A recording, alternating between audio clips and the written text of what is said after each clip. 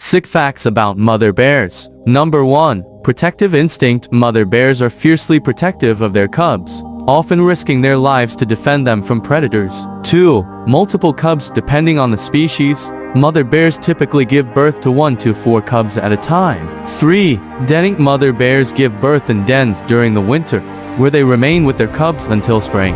4. Long nursing period. Bear cubs nurse from their mothers for several months and stay close to her for up to 2 years. 5. Teaching survival skills. Mother bears teach their cubs essential survival skills, like hunting and foraging, during the time they are together. 6. Seasonal behavior. In some species, like the polar bear, the mother will fast for several months while nursing and caring for her cubs.